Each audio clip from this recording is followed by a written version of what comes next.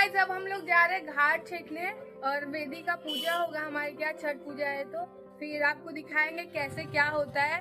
तो आइए चलते हैं घाट और फिर वहाँ पे पूरा बात बताते हैं वेदी को कैसे और क्यों पूजा जाता है किस लिए होता है। आइए चलते हैं। मयंक कैसा लग रहा है तुमको चलने में? बहुत अच्छा लग रहा है। हम सभी लोग इस बार सूर्य षष्ठी पर्व मनाएंगे। आप सभी को सूर्य षष्ठी पर्व की हार्दिक शुभकामनाएं। हाँ तो चलिए चलते हैं।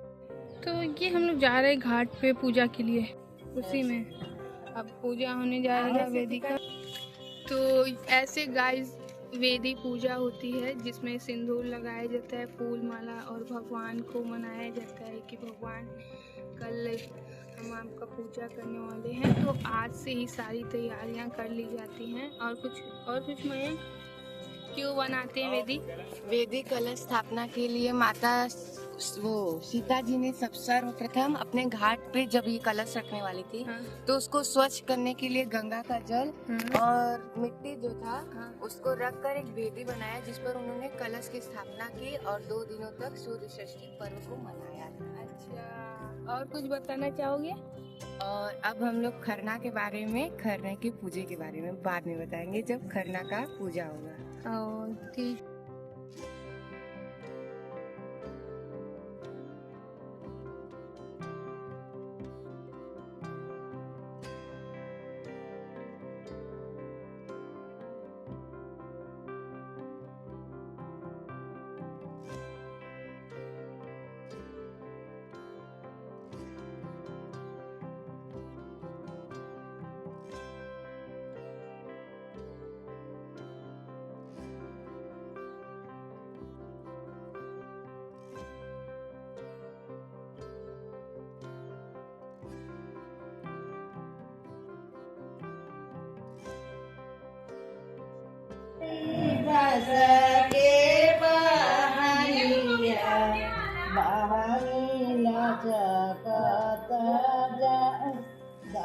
हेलो गाइस, तो मैं आप सबको बहुत सारी बातें बता सकती हूँ जैसे कि छठ पूजा के बारे में, लेकिन हमारा इमोशन कब होगा जब हमारे घर के बच्चे इस पूजा के बारे में जाने और आगे बढ़ाए इस कल्चर को। तो मैं बताएगा कि छठ पूजा के बारे में वो क्या क्या जानता है।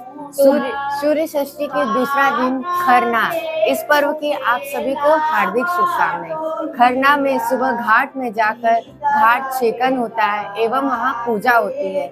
वहाँ से रात्रि को सभी सामानों के साथ खरना का महाप्रसाद बनाया जाता है। महाप्रसाद में खीर तथा रोटी बनाई जाती है जिसे व्रतियाँ खाती हैं। फिर घर के लोग उस महाप्रसाद को ग्रहण करते हैं। माता छठ का नाम आपने षष्ठी डाला छठ, पर माता छठ है कौन? माता छठ भगवान ब्रह्मा की छठवीं मानस पुत्री है, इसीलिए इनका नाम छठ है। इनको इंद्रदेव की भी पुत्री मानी जाती है, इसीलिए इनका नाम देवसेना है। इनके पति भगवान मुरुगन स्वामी अर्थात भगवान कार्तिकेय हैं, जिनके साथ इनका विवाह हुआ था। इसीलिए इन्हें देवसेना भी कहा जाता है क्योंकि भगवान कार्तिकेय देवसेना है और ये उनकी अर्धांगिनी है। वो देवी जो देवताओं को ऊर्जा देती है, उनके सेनापति को ऊर्जा देती है, वो मनुष्यों के सामने कैसी होगी? वो मनुष्यों को ऊर्जा देने वाली प्रथम देवी माता छठ है। माता छठ का नाम इसीलिए छठ पड़ा क्योंकि वह उनकी छठवीं मानस पुत्री है। इसके पीछे का कारण यह भी बताया जाता है कि छठ पर्व के 6 दिन बाद पृथ्वी से सूर्य देव चले जाते हैं। छठ पर्व मनाया क्यों जाता है? छठ पर्व जब माता छठ अपने भाई आदित्य अर्थात सूर्य देव के घर आती हैं तो वो उनको इच्छा करती है कि वो अपने पुत्रों से मिल सके। उनके संतान हम भी हैं, आप भी हैं और ये भी हैं, हम सभी उनके संतान हैं। इसीलिए माता छठ अपने पुत्रों एवं संतानों को देखने के लिए पृथ्वी पर गंगा के तट पर उगते हुए सूरज एवं डूबते हुए सूरज दोनों के साथ आती और चली जाती हैं। इसीलिए हम सभी लोग इसकी पूजा करते हैं। ना सिर्फ हम, नर्क, स्वर्ग, देव लोग, सभी जगह पर इनकी पूजा होती है और सभी लोग इन्हें माँ के ही रूप में देखते हैं। माता छठ का पर्व, माता छठ प्रकृति का छठवां रूप है जो मिट्टी में ऊर्जा का प्रतीक है। इसीलिए हमें ऊर्जा से, मिट्टी में मिली ऊर्जा से कोई भी चीज जो हमें प्रकृति से मिलती है, जैसे बांस से बना सूप, डार और फिर इसके बाद मिट्टी से मिला गन्ना आदि फल और भी बहुत सारी चीजें जो हमें प्रकृति मिलती है, उसी प्रकृति से माता प्रकृति का रूप माता छठ की पूजा की जाती है। यही छठ माता का बहुत बड़ा महिमा है। छठ माता का वाहन बिल्ली है। माता हमारी माँ है, इसीलिए हम लोग बिल्ली को मौसी भी बुलाते हैं। इस पर्व में बिल्ली का भी बहुत महत्व बनाया जाता है। इसे मुख्यतः माता सीता जी ने मनाया था। सीता जी ने ही इस पर्व को सर्वप्रथम मनाया था। उनका मानना था कि उन्होंने ये माना था कि जब मैं 14 वर्ष का वनवास पूरा करके आऊंगी तो हे छठ माता, मैं आपका व्रत करूंगी। और जब वो वापस आई तो उनके पास कुछ भी स्वच्छ नहीं था, इसीलिए उन्होंने बांस के दौरे पर ही भगवान को, माता छठ को भोग लगाया और माता को अर्घ दिया। इसीलिए इस पर्व में दौरे में ही प्रभु को, माता को भोग लगता है। इस महीने में भगवान कार्तिकेय इस माह को चलाते हैं, इसीलिए इस माह में हम सभी लोग उनकी अर्धांगिनी का भी पूजा करते हैं, जो माता छठ है। माता छठ के संतान हम ही सभी हैं, तो हम सब मिलकर आइए छठ पूजा का। इसी प्रकार माता सीता ने इस व्रत को पूर्ण किया। इसके बाद बताते हैं माता सीता के बाद इस व्रत को किसने किया। इस व्रत का बहुत लोग बोलते हैं बहुत कठिन है, तो इसमें जो कठिनाई आई, इसमें जो रूल्स आए, इसको किसने बनाया। कर्ण जी ने इस व्रत को दूसरी बार किया और इसमें इन नियमों को लाया। इसमें से एक खरना का है, जिसमें वह पूरा समय भूखे रहे और अंतिम में रात्रि में खीर एवं रोटी अगहरा पर बनाकर उसका सेवन किया। इसके बाद इसे द्रौपदी जी ने किया था। द्रौपदी जी ने ही इस व्रत को शुरू किया और इसमें सभी लोगों को सम्मिलित और एकजुट करने का प्रण लिया। इसी के कारण भगवान कृष्ण माता छठ के आदेश पर उनके पास आए थे और उनका साथ दिया था। माता छठ की इन्हीं सभी महिमाओं में से कई महिमाएं हैं, जिसमें इस पर्व को ना सिर्फ मनुष्य, जीव जंतु भी मनाते हैं। अगर आप छठ पर्व पर घाटों पर देखेंगे तो सूर्य देव से उगने से पहले ही चिड़िया आदि चीजें अपनी वाणियों में माता को प्रसन्न करना चाहते हैं। इस दिन कोई भी जीव जंतु सूर्य उदय से पहले ही उग जाता है।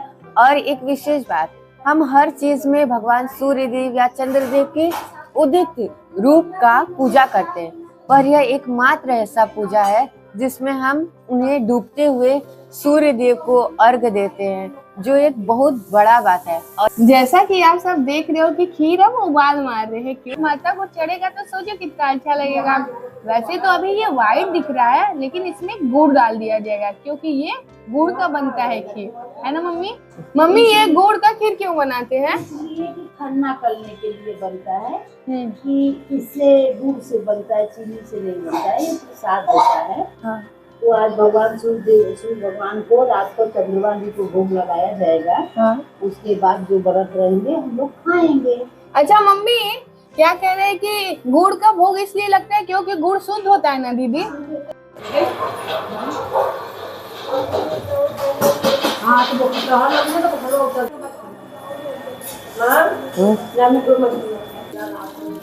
चलो।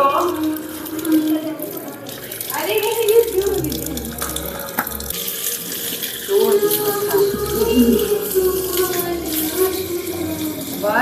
हम लोग आ गए। जैसा कि आप लोग जान रहे हो, खरना का प्रसाद अब खाने की बारी आई है और अब सब लोग शांत रहेंगे, क्योंकि ये व्रत में कोई खाते वक्त बोलता नहीं है। अगर बोल देता है तो वहीं पे व्रती अपना व्रत कोई भी कवर खा नहीं सकता। तो चलिए आइए अब देखते हैं।